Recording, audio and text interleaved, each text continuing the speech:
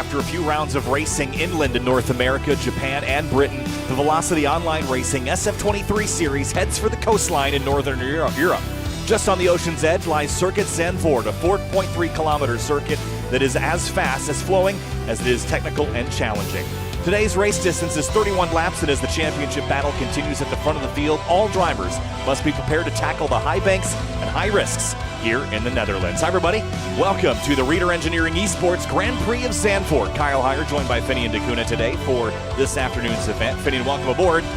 First time that we've been here at this new rescanned, reconfigured Zandvoort here for a broadcast, and this is a really awesome racetrack to drive, especially in these Super Formula machines. Yeah, I was going to say, this track is absolutely fantastic to drive. It was always a really tough track to get around.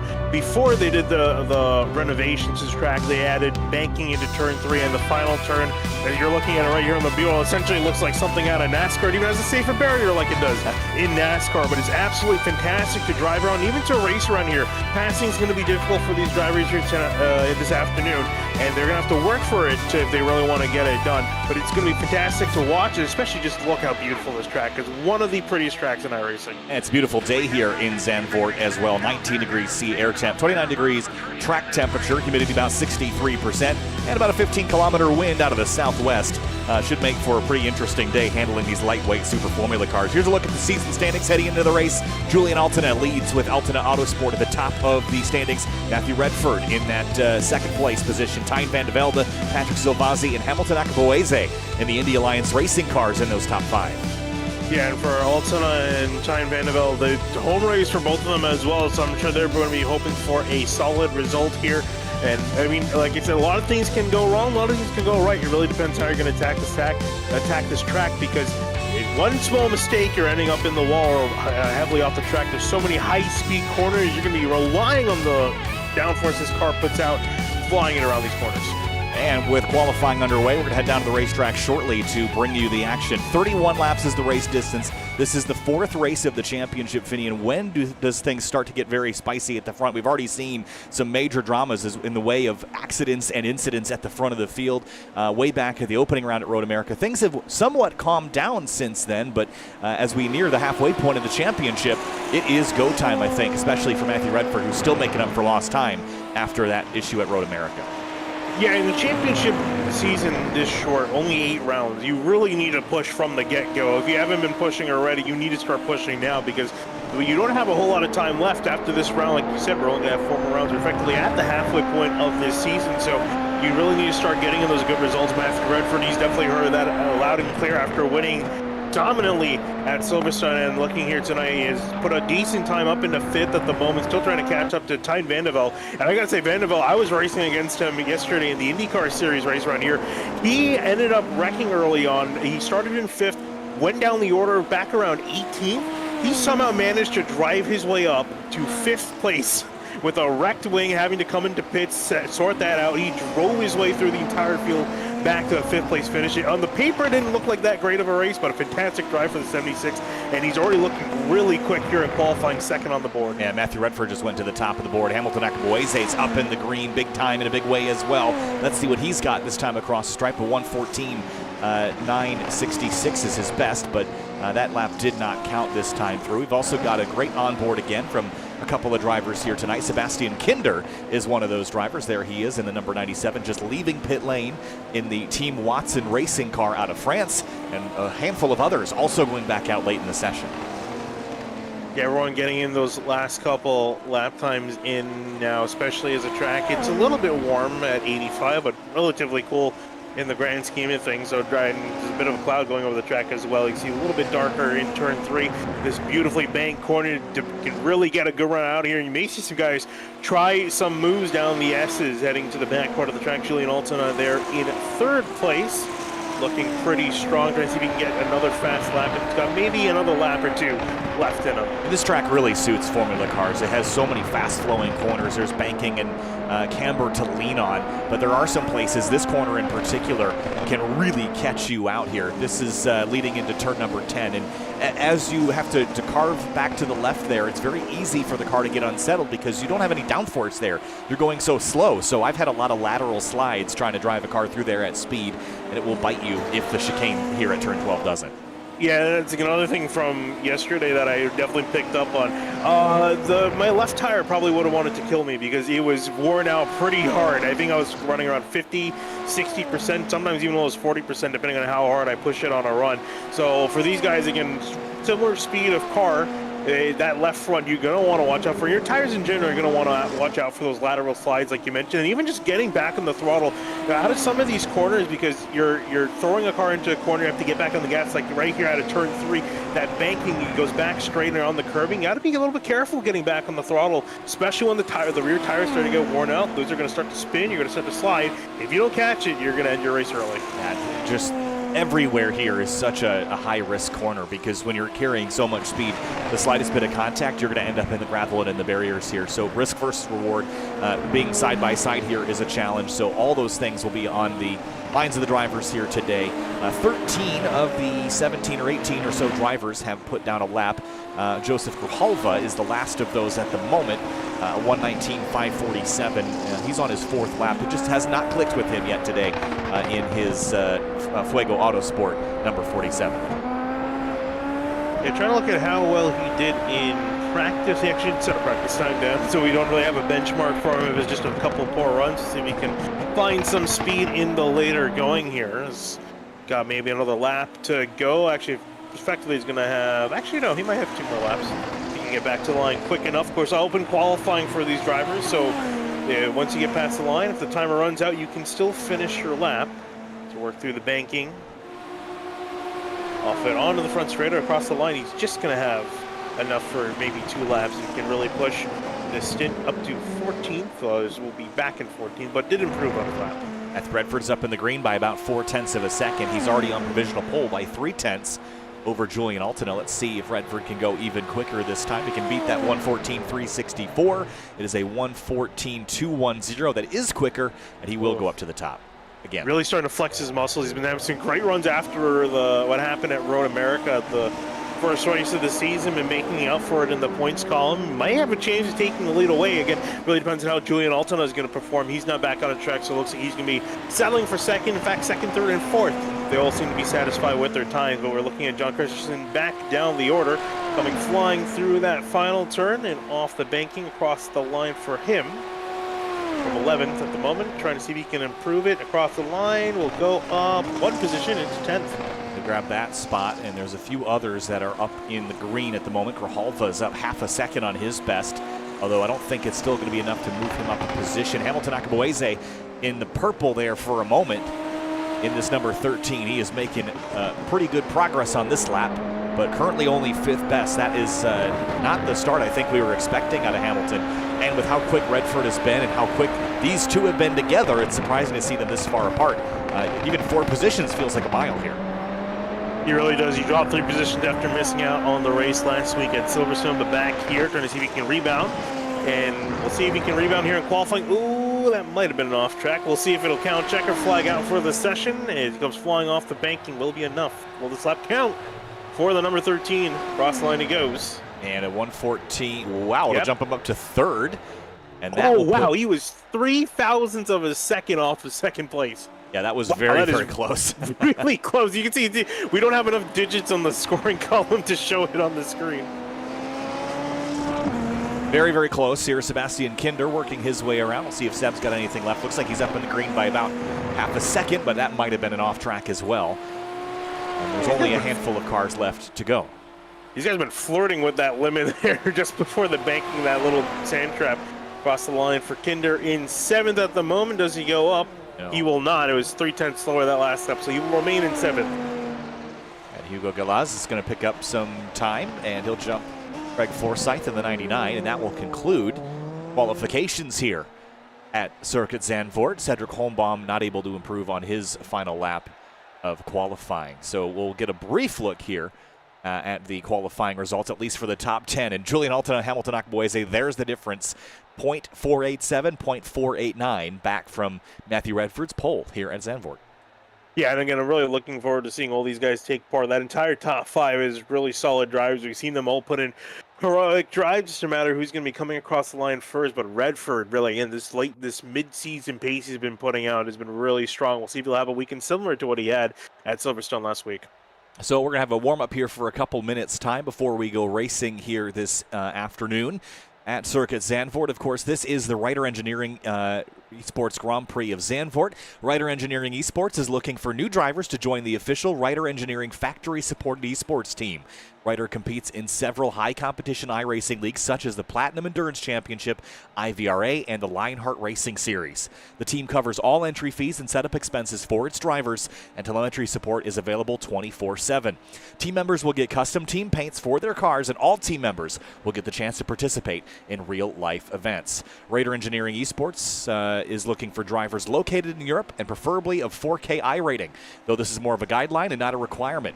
If you're interested in joining the team, please send Decipher a message on Discord or join the Discord to get in contact. That Discord link is being posted in the YouTube chat. Thanks to Reiter Engineering for sponsoring the Reiter Engineering Esports Grand Prix of Zandvoort. As we look from high above here, the coastline right over the front straightaway. What an excellent venue this is. Visually, it's pretty awesome.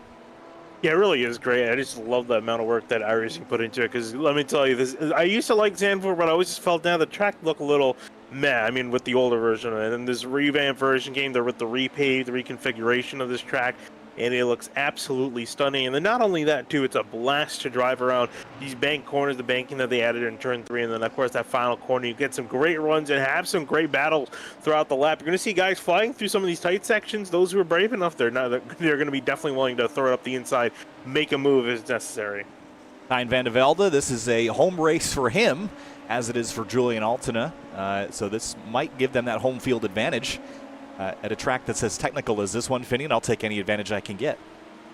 Yeah, Van der Velde, he was looking, again, really quick in practice. In qualifying, decently quick through. He's got some work to do to get near the front. There's some other quick drivers as well, but we'll see what he's got. Altona also looking pretty quick himself. See if he can execute and get it done out there on the track here. His warm-up is coming to a close, and about 2 minutes time to get ready. 31 laps for these drivers, and again, we always talk about it too. The big thing is that these drivers don't have pit stops available to them, so when you talk about tires, you got to manage them because you're not really going to be able to. You could come in for another set, but it's going to cost you a lot of time. Yeah, and here's the other consideration is this launch down to the first corner. This is a very constricting first turn here at Circuit Zandvoort. The run down to Tarzan, as they call it, swinging on a rope down here in the first corner. And you get down here, and it is a really tight apex, very single groove. You can run up the racetrack a bit, but then you head up to really what is effectively turn 3, Hugenholtz here. This is a very high banked corner now, and if you run up the hill, that's where all the speed is. You run down low, you can actually bottom the car out and spin. So the first sector of this racetrack, going from 17, 18 cars on the grid, all from a standing start, it's going to be a wild first 30 seconds.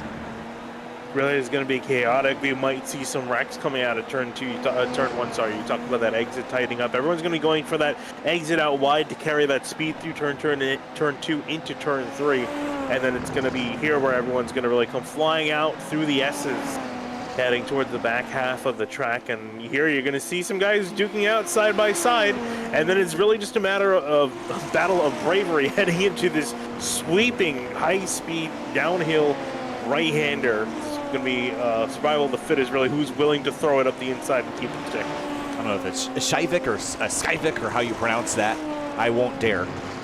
but there's a lot of, I understand turn 9. That's one I can understand, but that's this corner here. And this section I find is the most challenging. I feel like a little bit of a lost puppy through here, Finian. It really is, because no matter, from what I found, no matter how you take this corner, it will always feel wrong. You'll always feel like you can go a little bit further on the exit, take the apex tighter. And what's nice though about this corner, because this part of the track is so wide, you can really try to set up switchbacks, but you got to watch out. Turn 10 is a deadly corner. It's very deceiving because it's essentially a hairpin, but it doesn't feel like a hairpin when you're driving through it. So you got to watch out, watch the getting on the throttle, especially with worn out tires, because you can easily spin it around, loop the car around, and then heading down here into the back half. This is Hans Ernst, if I'm saying it correctly. Well, I don't know if you're saying it correctly. I just know that that's what my button says. We're going to go with that. A tight right-hand corner. You see many drivers will try to throw it up the inside. You could see some drivers end up in the sand trap right there into turn 12. And then Kumo, this is a really fun corner that leads you into Ari Lundijk, the last corner on the racetrack that was reprofiled with the reconfiguration of the track a couple of years ago. This track has seen a whole bunch of different configurations over the last few decades, and this is the one that they've settled on, and honestly, it really is a fun flowing track, and pretty much everything from Miatas up to Formula cars. But warm-up is complete, and we're going to head down to the racetrack here momentarily for the green flag for the Reiter Engineering Esports Grand Prix of Zandvoort, and it is, as always, a standing start.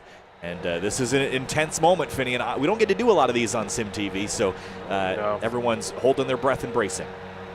Yeah, there's always that anticipation that fills up when you're just sitting on the grid. You're staring down to the first corner, trying to figure out how you're going to place and who you're going to try to pass, who you can get a jump on, heading down in that first corner. Most of the grid set up, waiting really on Hamilton. Akaweze waiting there in third. I think he's taking his sweet time to get on down there because he knows as soon as he grids, it's going to be go time. Yeah, and go time it will be. Having another look here at the weather, 29 degrees Celsius thereabouts. Still that breeze out of the southwest, but 19 degrees C air temp. So it's much cooler in the air than it is on the racetrack.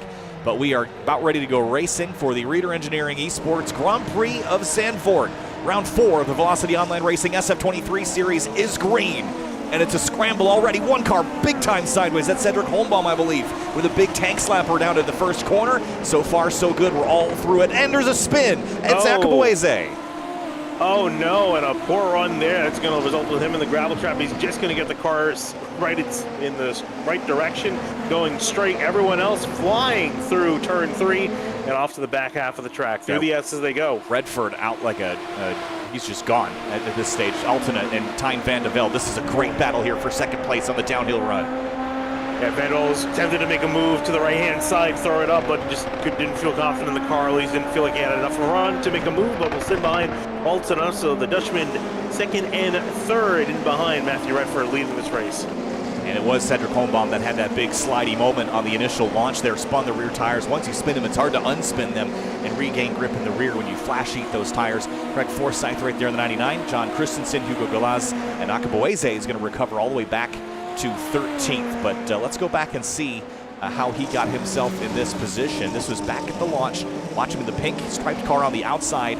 One car was in the wall there at the start. I think it was Gary Lovern. I think it was Lovern, and then just had a great start up to second, but just lost it on the outside. You know, you talk about that kind of one groove corner in turn 1. You want to be near the apex. That's where the grip is. As we look here, a battle on the track. Pass, get Brian Carey to the inside of Rob Gata, and it will be Carey up in the 79 to 4th place. That's a good move there. Gata is going to drop to P5 now, off into the high banked corner again. And you kind of ride the rim of that as best you can and throttle up on the acceleration. It dumps you in and dumps you out, but you're leaning on the little bit of downforce that you can maintain as the speeds drop through that corner. Then this high speed run through Skyvik, and single filed out, and Matthew Redford quickly stepping away, 1.2 seconds. See if Altena can reel him back in. These two have been pretty equally matched on pace in these long runs, but mistakes are easy to happen here. Oh, definitely, especially when you're still getting the tires up to temperature. They're slowly but surely getting to that point. Then you could really start to push the car, but you need to kind of dance it around, especially in those slow speed corners, because that's where you can get caught out the most, like we saw with Hamilton Akaweze on the opening lap, and he's back up to 11th at the moment. Trying to catch up to Craig Forsyth as his next competitor. Looking at Sebastian Kinder, though, he's on the back of Hunter Smith in the number 3 car just ahead of him. The thing is, well, Hunter Smith, he might be vulnerable here because the number 3 of Hunter Smith has used up his overtake. Kinder is on the button. He's ready to go. And here comes Seb, side by side here, and he'll grab the spot. But can he keep it down here at the first corner? Yes, he will. And just ahead of him, Patrick Silvasi, we haven't mentioned him yet today, quietly lurking about 2 seconds ahead of Kinder. Now Hunter Smith has Cedric Holmbaum to worry about in that orange and white car. Yeah, definitely something to worry about as he's looming in the background. Looked like he was attempting to make a move on Hunter Smith into turn 1, but backed out of it. But he's definitely in the hunt, trying to speak him through. He started in 8th, down 1 place to 9th. And so just taking a slightly tighter line. Hunter Smith is caught a little bit in the backwash off of Sebastian Kinder. Yeah, you drove yesterday. Yes. Tell me how significant the aero wash is around this racetrack, because so many of these corners are really high speed, especially in the middle sector. Yeah, you saw right there, right before Masters, that downhill right. You want to be a little bit offline as Cedric Holmbaum. You see him using the overtake. You want to just try to run a little bit offline because you can easily, if you're running way too far off the line to the either side of the track, you dip that tire out and you're going to be out in the grass or potentially spin out. So you want to try to set up the car, take the entry a little bit different, and then set up for a better exit because that's where you can take advantage. As Holmbaum still pushing hard, trying to see if he can get past Hunter Smith. He's still on the overtake down the front straightaway. Yeah, and the speed difference about 5 to 10 miles an hour here, but he's not quite close enough to build the overlap before the first corner, so he'll have to wait. Hunter Smith drifts a little wide. Yes, Hunter Smith had that slipstream down the front straight, that helped him keep that spot. Cedric Holmbaum throwing it up the inside, and will not be able to get it done. Hunter Smith will hang on to 8th. And way up the road, battle for second. Tijn van de Velde is running down Julian Altena, and battle is on here. Yeah, Van de Velde, he's not afraid to make a move. He threw a move up to me on the inside of that downhill right-hand here. We were both going side by side, so I know he's willing to stick it out there, and he's looking like he's quicker than Altena. I'm sure he doesn't want Redford to get up and go away. He wants to push, try to get past as soon as possible. Still lingering about 3/4 tenths back. Little slip there from Altena leaving the chicane. And this last high banked corner that we're coming up on right now, again, you're just going to pin this thing right to that white line and get ready to jump on the button if you're planning on using it. Neither will. They're both in cool down here still. Yeah, that's the issue, but he's got the slipstream and a decent amount of it. Tijn van de Velde looking up the inside. He'll throw it down the inside. Can he hold on to it in turn 1? Altena trying to come on the switchback. Not enough, and it'll be the 76 up in a second. At what cost, though? They've given up 2 seconds to Redford out in front. Could it be an easy Sunday drive for Redford in that 71 car? Hamilton Akabaweze might have been the one to challenge him, but with that spin in the opening lap, has only recovered up to 10th place, and it will be very challenging to rebound from this. Yeah, and he's in a bit of a train of cars as well as he's looking to the left-hand side. I don't know if he'll be able to make a move. No, not quite enough. It's such a tight piece of racetrack here. That downhill right and then into Masters. So he's going to try to find some sort of way around, maybe focus, prioritize on the exits, and, again, if he wants to, if he needs to, use that overtake button, because being in a slipstream train like this, we don't have a DRS train because there's no DRS flap on these cars, but being stuck in the slipstream when everyone's getting slipstream, it's harder to catch the driver up ahead of you, so he's got to consider that as well, but a little bit of a lockup there. These final few corners, he's pushing hard. You have to take care of your tires. It's not that long of a race, but you can't just beat up your equipment. You have to be kind to the front tires, especially because it's so easy to lock up or run wide. That was a bit of a scary moment there when you've got the tires loaded up and you have a bit of an excursion into the dirt.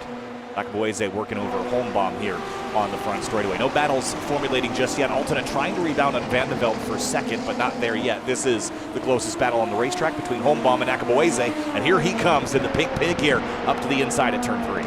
Oh, and he's going to chuck it up the inside, but it's so hard because you lose so much in that exit. You see him locking up the left front because you needed to jump on the binders, because that's what you lose out when you don't use that banking. Right there. Yeah, essentially you need to do, using NASCAR terminology, essentially you need to do a slide job, which is essentially chucking the car down in there and sliding in front of the other. That's the only way you can really secure a move down there. Otherwise, you want to be on that outside line heading in, but he's going to be stuck back there. And again, this is, I think, I'm worried about him because he's pushing hard. He's going to be burning up those tires. They're going to start getting hot. And when they start getting hot, they start getting slippery.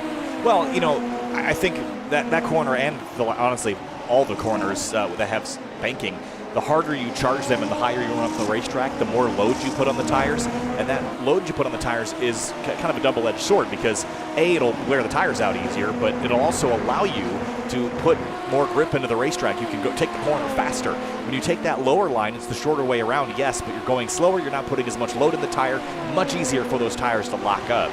If braking pressure equal, you're going to lock up less at high speed versus low speed and high load versus low load. So that's a consideration for Akabaweze here. Maybe try the other way around. But Holmbaum's not going to give you that inside lane. You're just going to have to follow him through.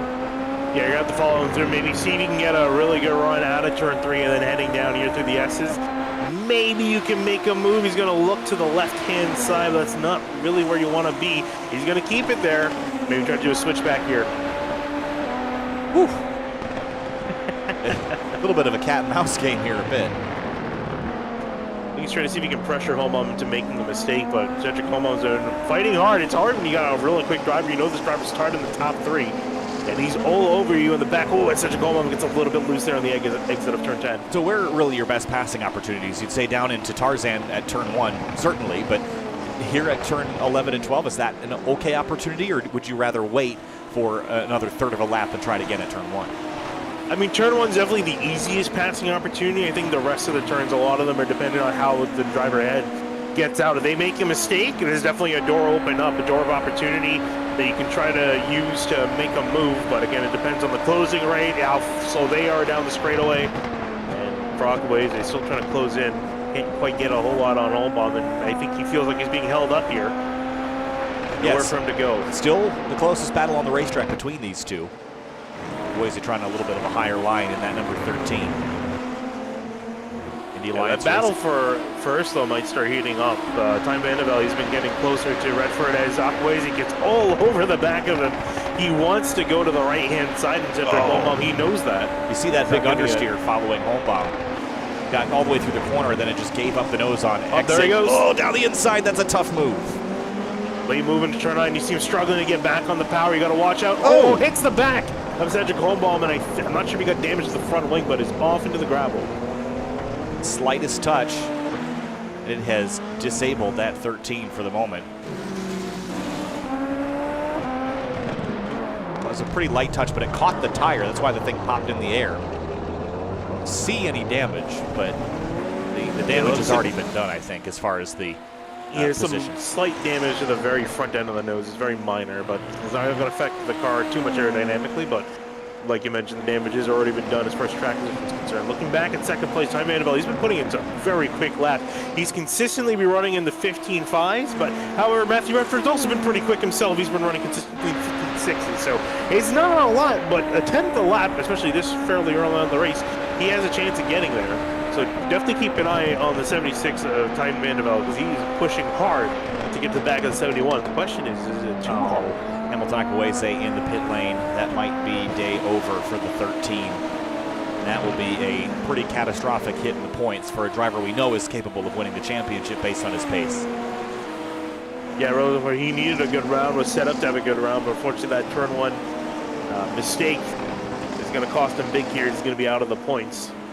As you look at Sebastian Ginder with his train of cars, Hunter Smith, Cedric Holmbaum all in a line, 7th, 8th, and 9th. Yeah, Seb's been running okay laps, but not quick enough to keep up with Silvanzi in 6th. This has kind of been Ginder's purgatory this season, is the 6th through 8th. We're having a tough time breaking through that barrier. I have a feeling that if he can just get a 10th or 2 more a lap as far as pace is concerned at any given racetrack, the car is a podium car. He's a podium driver, but right now it just seems stuck right around this area of the field. And you pointed out Time Vandevelde running down Redford. I wonder if it's that home field advantage starting to kind of play into this here, down a 1.5 seconds. And that is going to make Redford start checking those side view mirrors. Oh, he's definitely going to have to. But I feel like for Redford, he's not been pushing too hard, right? We've seen up at Silverstone, he was coasting for most of the race. He decided, 1 or 2 laps here and there. He was like, I'll use overtake the entire lap and just try to get the fastest lap just because. But and speaking of which, I don't think he's really used overtake the entire race.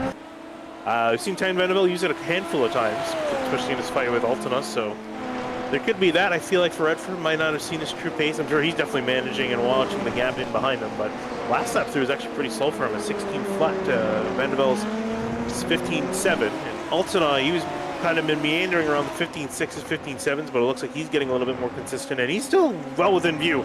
All 3 leaders within 3.5 seconds of each other. Yeah, I mentioned Seb Kinder's purgatory being 6th. Altona's is 3rd.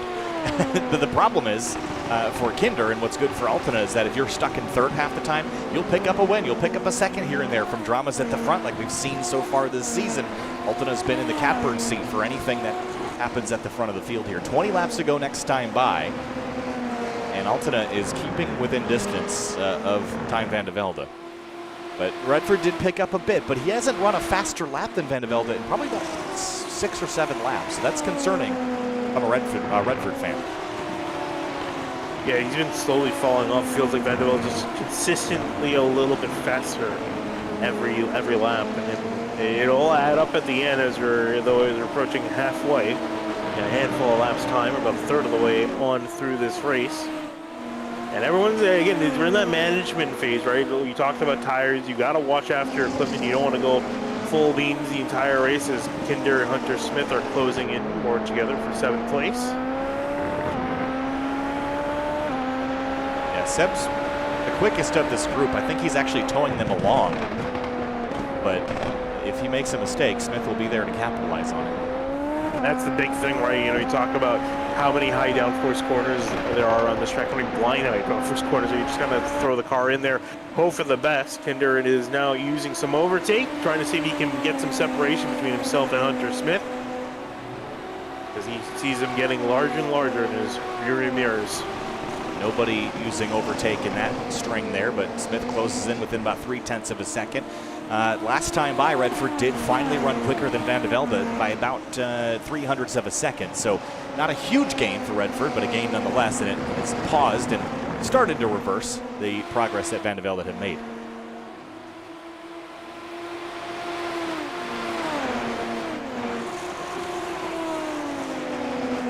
All three of these are essentially the closest battle on the racetrack. Still overall monitoring that battle for the lead, as it's been kind of expanding, contracting, expanding, contracting. Matthew Redford has put in a pretty decent lap, 15.5. Van de Velde 15.6. These guys are so quick up in front of the field. And actually even, you talk about 4th place, too. Even Brian Carey in the 79, he's actually kind of closing into the back of Ultima. He just put in a 15.5 himself. Yeah, that was actually one of the quickest. Wow, okay, Redford just did his best lap of the race at a 15.309, and Van de Velde followed him through to his best lap at a 15.376. So both of them picked up the pace just a touch. Yeah, they're starting to feel it now. I think they're pushing a little bit more when they can. Yeah, Redford was on the overtake for almost half a lap, third of a lap. I think there was a time Van de Velde is getting closer. A while, Hunter Smith keeping right on Sebastian Kinder's rear wing. Half a second between these two. Others are kind of in no man's land. Patrick Silvazzi. This is, again, it seems like the stories are the same every week. You just change out the racetrack. Silvazzi, again, kind of between a rock and a hard place here. Rob Gaeta up the road about 3 seconds, and Seb Kinder back about 4.3. I mean, it's tough, right? Because you get into, you know, everyone's got, you see similar drivers in similar parts of the field. And, you know, sometimes you're within a certain speed group, right, throughout the field, you're kind of just, if you're in your own zip code, you know, we joke about that with the leaders, they're effectively in their own zip code, but sometimes you're in the middle of the field in your own zip code. You got a bunch of guys faster than you, a bunch of guys slower than you, and you're just kind of in the middle between both groups, so you're just kind of out there running your own race. Zeb feeling some pressure here. They're dropping back from Silvazzi about 0.2 a lap. But Hunter Smith is well within drafting distance. I'm surprised we haven't really seen him on the button all that much.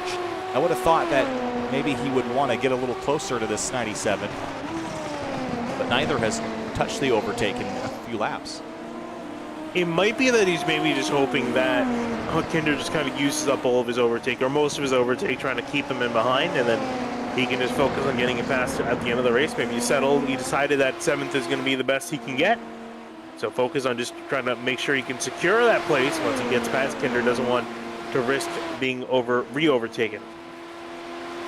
Craig Forsyth of the 99 started this race in 13th place, and he is up to 10th, but running a lot quicker than Holmbaum, who just ran a 17.4 last time by, but I think there was a mistake involved with that lap. If Forsyth has anything for any more progress inside the top 10. Yeah, speaking of drivers in their own zip code, Craig Forsyth has been a bit of it in his own zip code. Hasn't been too close to the back, the 3 cars up ahead. I feel like he has been closing in on that battle, but hasn't quite gotten close enough yet. Very soon, you know, if he keeps this turn rate up, and I think he's pushing here. You see him a little bit loose off of that corner. He's trying to get closer and see if he can make it a 4-car battle, because then he has a chance at up to 7th place. Creeping in at the halfway point of this race, and Redford's lead is about the lowest it's been. 1.4 over Time Van de Velde, who continues to just chew away half a tenth here and there, a couple hundredths here and there. It's still happening. Still, the progress is still there, but it's ebbing and flowing a bit more than I think he'd like. Yeah, and this is the thing, right? Because at the end of the day, for these drivers, both of these two, so I would say it's race win most likely going to come down to these two at this point in time. Big question is, yes, fast laps are good. Who's going to be consistently the fastest? Keep on putting those 15.4s, 15.3s potentially. Vanderbilt, he was in a 15.4 last lap. Redford almost a 15.6 for him. It's just a matter of that consistency, although it looks like Redford now is taking out a big chunk in his direction. Maybe not. It's come back down after they come out of the final corner, so it's so close between these two. It's getting closer and closer, stretching out a little further and further. Yeah, 15.7 for Redford that time through. Van de Velde was a 15.5, and Altona was actually the quickest of the top three at a 1:15.5, almost on the dot. So count that 11 again. If Van de Velde gets to Redford, we saw how things happen at Road America. Nobody really intentionally did anything, but they got side by side, Redford and Akboise, and they had a crash. Yeah, that's the last thing you want. You can bet that Tyne Van de Velde, he wants to get a good result here today. Sitting in third and standing behind Altona and Redford, so he should gain on Altona, but might lose out on Redford with the way the points are structured. So he wants to try to see he can taste victory, but has not been able to so far this season. And Altona has one win to his name, Redford one win to his name, Akboise one win to his name, and I'm sure Van de Velde wants to join those drivers, especially all those drivers that he's competing with for the championship, with one win to his name and get those solid points. Yeah, only 3 notable incidents so far in this race. 2 of them were Hamilton Akboise, the spin on the opening lap, and then the contact a couple laps later in a battle for about 10th spot. Akboise is out, so is Gary Lovren. He was in the wall on the initial launch, just spun the tires and ended up in pit wall. He called it right at the drop of the green flag. So battles continue up front here, 1.2 seconds. The gap continues to shrink ever so slightly as we pass the halfway point. Big bobble there for Van de Velde up on the banking there, getting the car to speed, but he is flying right now. Yeah, Redford did not get through that section as nearly as good as Van de Velde did. He made up 0.3 of a second going through turn 3 alone. So, target acquired essentially, if it hasn't been already. Got the crosshairs lined up and just waiting to take the lead on him to get the shot off at this stage, but I think Redford seems to be a hair better at the beginning of the 9-10 complex, but then Van de Velde reels him back in towards the end of that. Big thing for Tyne Van de Velde, he's going to have to start fighting a little bit more dirty air as he gets a little bit closer, but you also get that slipstream as well. So it's this versus the hindrance, a trade-off between those two is what he's going to have to fight, but gap now under 1 second. Does anybody use the button? Van Velde's not on it, neither is Redford. And neither have used it a lot. This is similar to what we had at Silverstone, where there was a lot of cars at the end that hadn't used up their allocation of overtake. And they got towards the end, and then it was just a kind of a free-for-all with the button. So, wow, last lap through for Van de Velde, 15-1. Yeah, that was a pretty incredible lap. He just took out huge chunks of it, all without the overtake button as well. He did not use it a single time. He did have the slipstream helping him, but he really took out a massive chunk, and he's still taking out big chunks here in the first half of the lap. Home field advantage for the Dutchman chasing down the leader, Matthew Redford.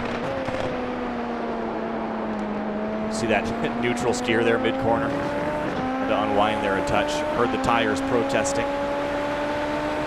Now the slipstream gets stronger on that front straightaway, so that will only help as John Christensen just had a battle here with Hugo Galaz. And looks like he'll lose out on that. Galaz up to 11th, Christensen back to 12th, and here's a replay of what happened. This is out of the final turn onto the front straightaway. The overtake button for Hugo Galaz. And the defense of Christensen up on the inside, but actually he was also on the overtake, but it wasn't enough. And around the outside, which you typically don't see, usually inside wins out a lot more, but Galaz carried a great run through and off onto 11th. Back up to the battle for the lead. So now coming to about 12 laps to go. About 15 minutes worth of racing left on the clock. And if Redford's not feeling the pressure, I'm impressed because Van de Velde's been just chipping away at this, and that's got to be so frustrating for Redford, just trying to find any grip, any advantage he can find to reestablish that larger lead that he had. But if it's coming down continuously, it's almost less jarring to have someone run you down quickly because you don't have so much time to think about it and get it in your own head. But gosh, when someone reels you in slowly, it's just a painful process when you're checking that relative every couple laps. Yeah, well, it looks like Redford this lap looking a little bit stronger, might actually separate the gap out now back over just about a second. So they keep throwing punches, one in one the other's favor. Redford then Vandevelde, Redford then Vandevelde. But they've both separated out from Alton and now dropped back almost 3 seconds from both these drivers. Yeah, neither is on the button, saving that power for later. Sebastian Kinder and Hunter Smith down to 0.3 of a second between each other. If Hunter Smith has been waiting back here, waiting for an opportunity to pass, better start thinking about executing it. Is that you're going to fail a few times before you get it right. Yeah, now he's actually had the benefit of losing Cedric Holmbaum, so he's not in behind him. So it's essentially Kinder versus Smith for 7th place here, and Kinder bad run through turn 1. Hunter a much better run. See the focus on Seb's face here as he goes to work. Yeah, I mean, you're going through high downforce corners. You're looking in your mirror at the same time, wondering where the driver's in behind you. You'll barely have time to think when you throw the cars in these corners. Yeah, the intensity is definitely picking up here for Seb. With Smith trailing behind, a little bit better apex there. Ooh, big wiggle there for Hunter Smith. He almost lost the car for a moment. Yeah, turn 9 and 10, they're going to get worse and worse for these drivers as the tires begin to wear off or start to gain some heat, but just maybe got a little bit on the power, a little bit too much, that little bit of snap on the exit, and was able to recover. Didn't really lose a whole lot of time, but definitely going to make you panic a little bit for a second here. Two drivers that aren't panicking are our leaders, Redford and Vandevelde here. Gap now 0.6, almost 0.5 a second. Man, Vandevelde's been getting such good runs. As I say that, though, not that good of a run out of turn 3. Yeah, he had that gap down to half a second entering turn 3. So coming to 10 laps to go next time by. Matthew Redford going to continue to feel the pressure. It was a little wide there. But one thing Tijn Vandevelde can't do is change what he's doing, because whatever he's been doing has been working. And at this rate, he will catch Redford, but he's got to keep that progress consistent and not give up any time where he's going to have to do it all over again. Do you think he's going to use overtake to try to get on by, like a decent chunk of overtake? Do you think he's going to wait to the end? You've got so much of it, and these guys have hardly touched it, that even if you used it very aggressively for the next 6 or 7 laps, I don't think you'd run out. So I think, yeah. I mean, if you don't use it and you finish the race with overtake left on the table, I don't know that that's the most efficient use of your power, right? If you had used that more efficiently, you might have had an opportunity to get by him. So yeah, I'd be on the button right now and kind of rationing it a little bit, but only 10 laps to go.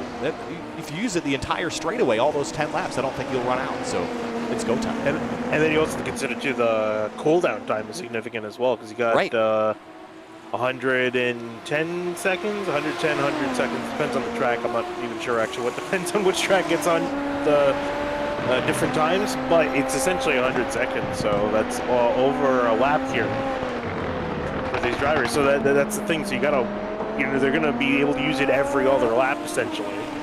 So they consider that as well. So you don't start using it now. You are, like you mentioned, you might have a chance of running out of laps before you use up all the overtake. I've definitely seen instances, and I've been here before too, where you just forget that you've got that tool at your disposal because you're in the heat of battle. But these guys know how to operate the machines better than I do, that's for sure. Here's Hunter Smith back on Seb Kinder here for 7th place. And this is as fierce as the battle for the lead. Yeah, Hunter Smith in behind, this little short run. Down to the tight right-hander, then that left, sweeping left. 0.3 of a second between this battle and the one for the top spot. Vandevelde is within shooting distance here. He is within striking distance if he can keep this gap next time by the front stretch. He's definitely on it. I think he's trying to see if he can at least put some pressure on Matthew Redford. Maybe force him into a mistake looking in his mirror, because now he's got to check in a lot more frequently.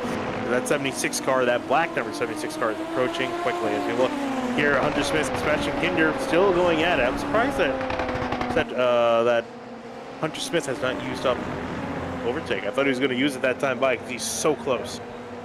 Yeah, it seems like every race that we've had this season, the middle of the race is just kind of logging laps, and then the last 10 is always intense somewhere in the field, let alone for the top spot. So I still think we've got plenty of racing left to do in the next 10 minutes worth of time. There's definitely still a lot of racing left to be had. And actually, both of them using the overtake for the leaders down the front straightaway. Let's see how this pans out.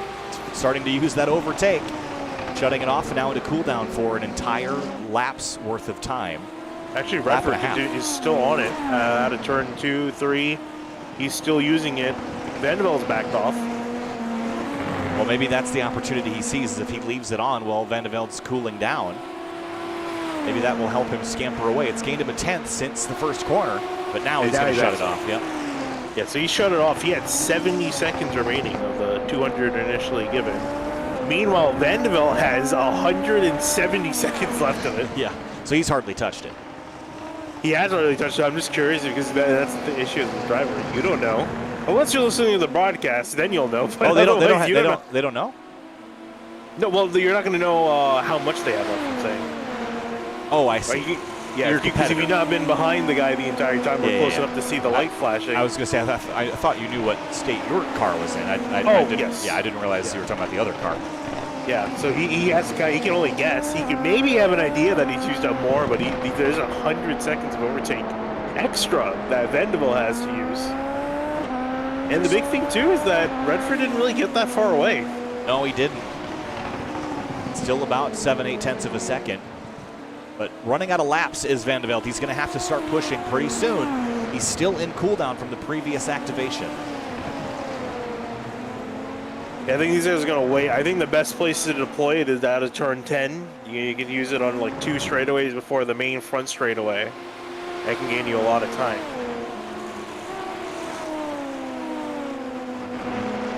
Is a weapon if the other guy has the same weapon? I mean, yeah, you use it strategically, right? Mutually assured destruction. Yeah. Which I'm sure Julian Alton is hoping for, because he's sitting in 3rd place. He's effectively out of this Battlefield lead now. He's drifted back about 5 seconds. I think Redford's problem is he's got the same kind of gun that Tyne Vandervelde has, but Redford's running out of rounds, yeah. Running out of rounds in the chamber is Matthew Redford. Whether he knows it or not. Vandervelde's got a freaking minigun in that thing still. Up, and here he goes. Minigun's firing. Pow, and onto the front straightaway. Gaining lots of time. 6 tenths, 5 tenths, almost down to 4 tenths. And does he shut it off? Just there. Does. But he gained 3 tenths. Oh, Redford's way wide in the green and gravel. Hello. And battle is on. 5 laps to go. And Vandervelde is here and going for the lead. Redford just stayed in the middle of the track. Knew that Vandervelde would maybe try to throw it up the inside down the right-hander. So just stuck in the middle of the track and he couldn't make a move. It doesn't matter making that car as wide as possible. Vandervelde is there. Issue is, he used up that overtake the lap before, so he can't do anything. Oh, big crash ahead of him. John Christensen, a huge impact, and he is out. Whew. That was a massive hit. I'm surprised how broken up the car got. Just slipped. Oh, man. Oh, man, yeah. A big impact. Now watch this. It doesn't even get out to the curb. I think it just slips. Never grips up, and then just straight into the Armco. Yeah, that's what I was talking about. You got to watch that acceleration out of turn 10. That's unfortunate for John Christensen. That, you know, if we had the L's working for the road course, it could have been a caution. But now we don't need caution. We don't have strategy.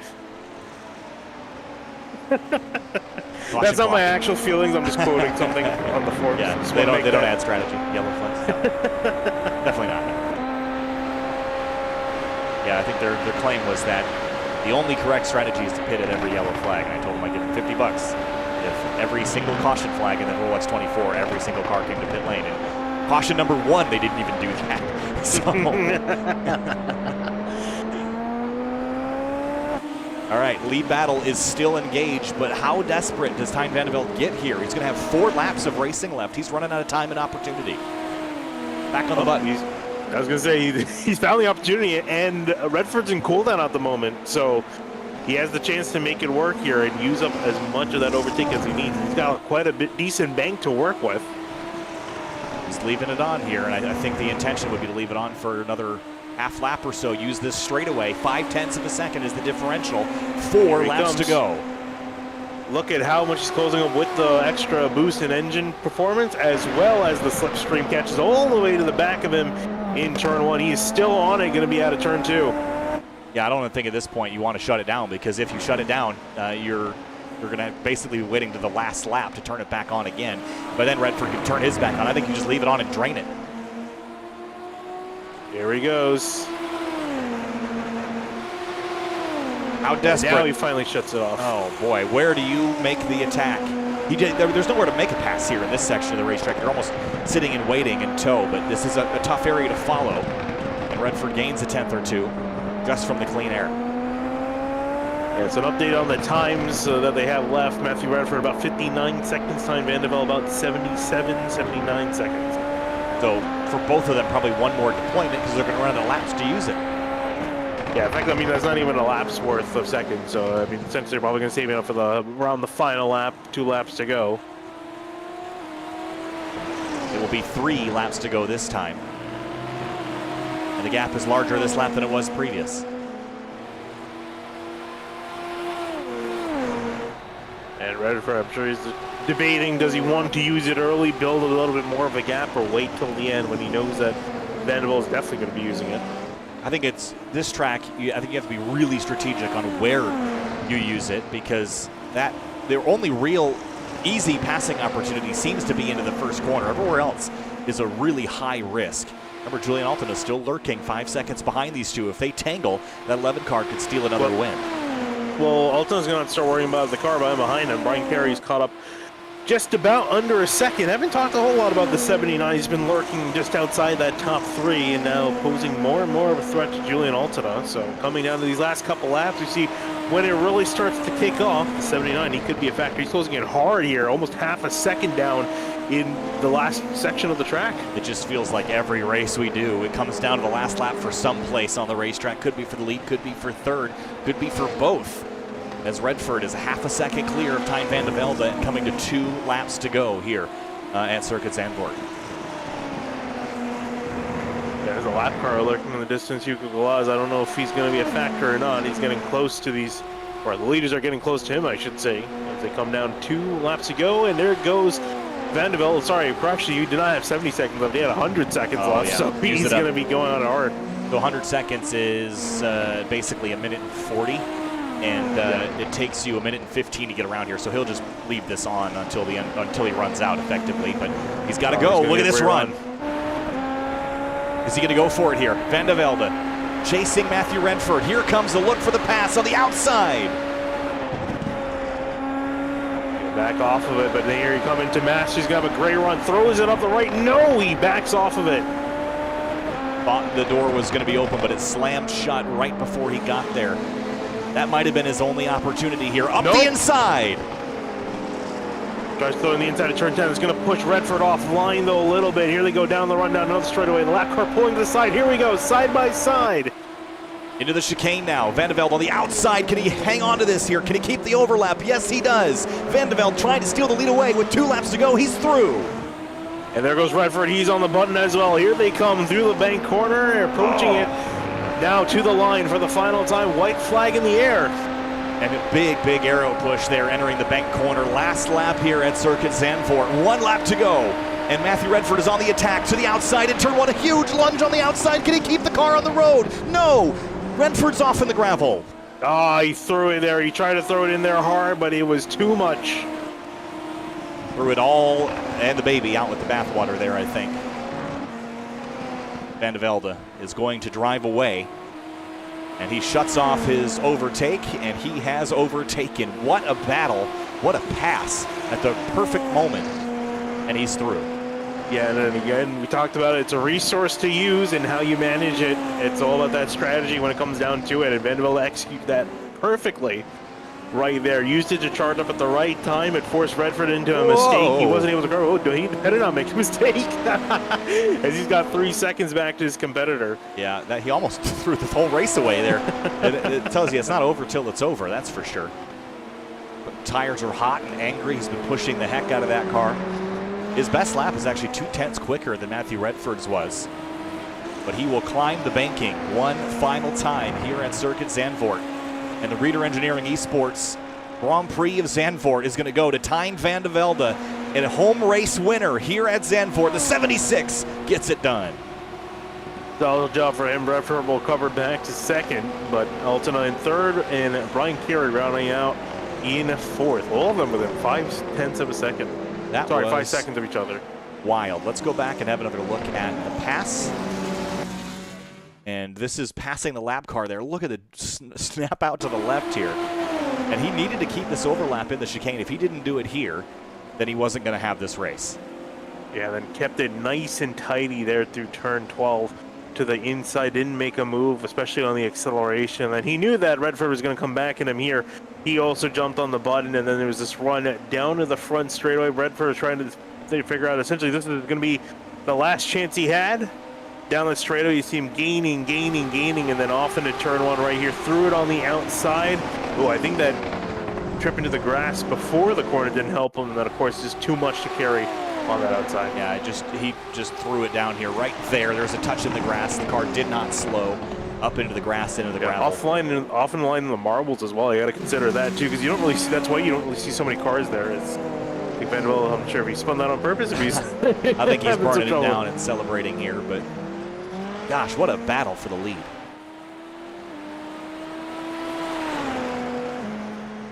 That was a fun one. Let's have a look at our race results here and go over some things before talking to our race winner, maybe some others. Tijn van de Velde, Matthew Redford, Julian Altena, your podium. Brian Carey, Rob Gaeta in the number 9 in the top 5. Patrick Silvazzi, Seb Kinder, Cedric Holmbaum, Hunter Smith, and Hugo Galaz, the rest of the top 10. But you got to feel for Redford. He had that race in the bag until he didn't. Yeah, I'm also wondering what happened to Hunter Smith, because I think something happened to him in the later part of that race that we missed after watching that intense battle for the lead. But yeah, that was a fantastic job between Vanderbilt and Redford. A great battle for them. And then overall into the championship too. This is going to close everything up towards Julian Altena. I think Altena might end up losing the points lead out of this. Redford might gain, but Vanderbilt is going to be the biggest gainer out of everyone. So it's really heating up midway through this championship now. And it certainly is, and especially with the troubles for Hamilton Akabueze that we documented earlier. The early exit from this is going to hurt him a ton. And, you know, Finney, to go back to the very first lap when he made that spin, you know, the risk versus reward, that was too big of a risk, I think, for the early part of this race. Yeah, definitely looking there. Craig Forsyth, John Christensen, of course, crashing out. Hamilton Akabueze was really unfortunate. A chance for him to really get back into this championship. Of course, that all got thrown away in the very first corner for him. Back down and couldn't quite recover then. And Gary Lovren also making a mistake at the start, hitting the wall, and he was out early on. Yeah, those standing starts offer a lot as far as a challenge goes. We don't see them a lot here on SimTV, and you know, we always wish you could slow it down and watch it in slow motion, because there's so much that happens just in the first 30 seconds of racing. Let's talk to Matt Redford, who comes home in second place. Matt, you led a whole bunch of laps today, 29 of the 31 in this Grand Prix, and came up one spot short. We all watched the battle happen. It was a fierce one, and you had a shot to get back by Tijn in the 76, and as I said it on the broadcast, kind of threw the baby out with the bathwater down there at turn 1. Big lunge just didn't pay off. Take us through your day and that battle for the lead. I didn't expect Tijn to be there. Like, it was quite surprising. I thought at the beginning he was just pushing it past to stay up, and then he was actually there and had real talent, and I was like, oh dear. And the tyres at the end, I think my fronts were absolutely shredded. Like turn 1, which one? Like the chicane as well, like the slow corners, I was really struggling to get through. And he was actually really, really good at the chicane. I couldn't match him in there, and just slowly whittled down the gap. Then there was a back marker in the second to last lap. It was about 2 seconds up the road, but that's just enough for you to, lose a bit of confidence in the car and whatever, and it unsettles it. He made a good move in the hairpin, which drove me wide, and then was able to get past in the chicane, and I didn't have any answers after that. The lunge into turn 1 was just optimistic. Well, as far as the championship is concerned, you're still scraping away at the points battle, and even though it's not a win today, second place isn't so bad as far as that is concerned. So what's the goal at the moment? Is it try to climb your way to the top of the championship standings or win Grand Prix? Obviously, winning solves all those other things, but a second is a pretty good points day. Yeah, I'm happy with second. I did a lot of practice, and I'm just grateful to have the league actually turning up the day. There's a decent show, and hopefully it can grow. I've got a teammate now in Giada. Managed to convince him to get involved, and we just had a lot of fun practicing the track. It's amazing. So I'm not really too fussed about the result today. It's a little bit aggravating, but I think Teen had more pace throughout. I was just sort of, trying to hold on and weather the storm, but I just couldn't. And I'm not really too fussed. But I know the last 4 races I'm not super confident about, so any points I miss out here is going to be quite rough moving forward. Matt Redford, second place today in the number 71. Great job today. Fun to watch that battle, and we'll see you next time. Cheers for the broadcast, lads. See you next week. We'll see you. And let's talk with Julian Altena now. Third place today in the Altena Autosport number 11, chasing Matthew Redford and Van de Velde. But as with previous weeks, it just seems like stuck in no man's land there a bit, hoping that those front two came together, but they did not. Julian, take us through your day. Kind of spent a lot of the race by yourself, and then all of a sudden, here comes Brian Carey up at the end. Yeah, I will not lie. Even though Tyner's a teammate, I did kind of hope for it. But yeah, it was a good race. I'm happy that Tyne won. Good win for the team. He was using my setup that I built, so yeah. But yeah, the battle with everybody, it was really just a time trial, to be honest. But it was fun. I enjoyed driving the track at the sort of the limit. I wasn't quite as fast as the 2 leaders were, but I definitely had fun. Did think Brian was going to have me at the end there for some reason. He wasn't able to do it. He did get very close. I think it was the 2nd or 3rd last lap. So luckily I held him off. But yeah, I had fun. Difficult track to kind of nail. So I'll take another podium, which is my goal for consistency. So. Well, consistency will pay points, and should be a decent points day for you as well, Julian. Thanks for talking to us. Congrats on a P3, and we'll see you again next week. Yes, thanks, guys. See you next week. Thank you.